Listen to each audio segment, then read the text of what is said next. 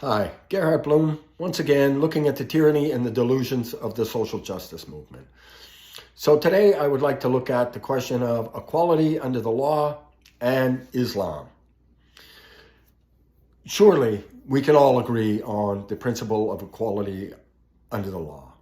Well, it's not actually something the Muslim world accepts. Many Muslims, individuals do, Islam does not. Perhaps you didn't know, but there's a hierarchy of moral worth in Islam, and it has consequences under Sharia law as it happens.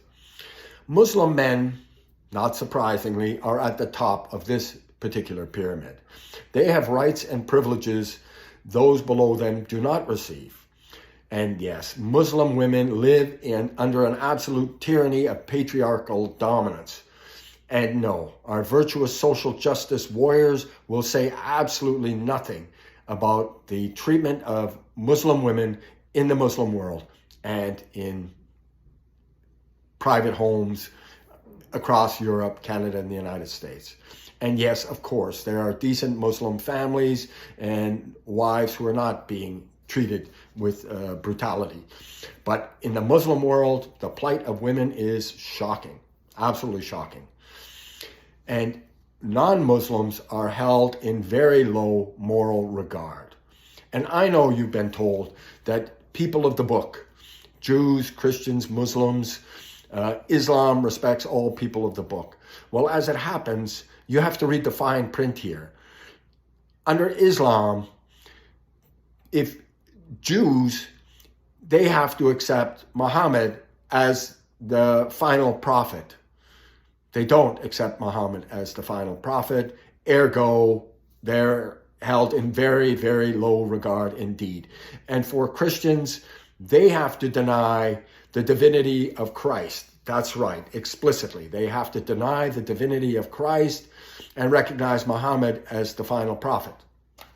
So they have to violate Jews and Christians' very basic tenets of their faith to have equal moral regard for Muslims. Basically, they have to become Muslims. As Robert Spencer notes, in no country, anywhere in the Islamic world, do non-Muslims enjoy full equality of rights with Muslims. The concept of individual rights and equal moral worth of every individual is a Christian and Jewish concept, right? Man is created in the image of God. Notice it doesn't say Jews or Christians are created in God's image. Everyone is endowed with equal moral worth as having been created in the image of God. What about the separation of church and state? Actually, no. That's also a Christian idea. Render, therefore, to Caesar the things that are Caesar's, right? That's Christ. There is no such distinction in Islam. Islam explicitly rejects this. Islam demands that people be ruled by Sharia, not by secular government. Democracy is heresy.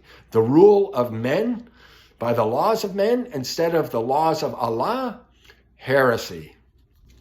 It was the West, governed by secular law, that permitted religious freedoms to Protestants, Catholic, Jews, and yes, indeed, Muslims, and the freedom to practice their respective religions in peace.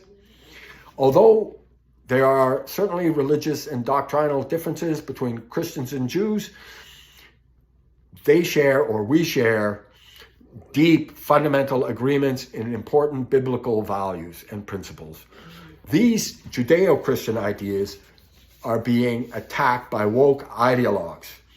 And Islam, these woke ideologues and Islam pose very serious threats to Western civilization.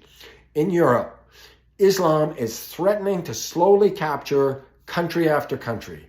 Native birth rates are plummeting, and rates amongst the Muslims are very high indeed. And more Europeans are converting to Islam.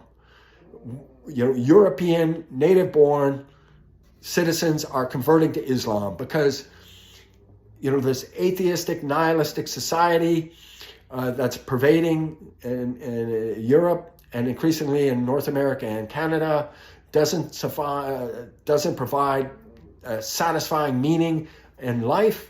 So people are converting either to the social justice ideology, which is a religion replacing religion, or they're converting to militant Islam, because that's a belief system that believes in itself very strongly. And these Muslim groups in Europe are not integrating. They are clinging to their Islamic values, their practices, and their communities. And yes, they constitute now a major voting bloc in many European countries. So of course, politicians are pandering to them. And in North America, this cancerous woke ideology is eating away at the foundations of our institutions.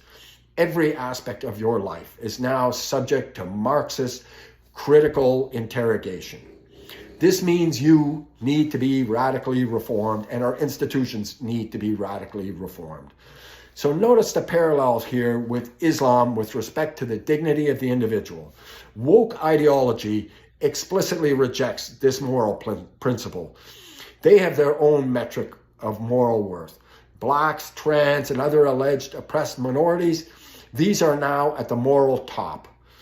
And they are entitled to special privileges and preferences. And I'm going to have some deluded leftists, message me back saying, preferences, what are you talking about? I'm talking about university admissions and job hirings. Yes, preferences, which is racist and discriminatory. And whites, they're racist oppressors, and they can be actively discriminated against. It's awful.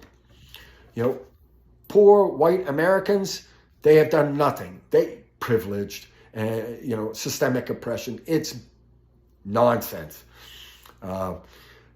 And just as with these Islamic fundamentalists, these woke zealots will not stop until they have complete control. You need to fight this nonsense to the extent that you can.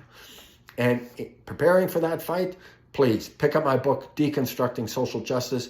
It's available on Amazon.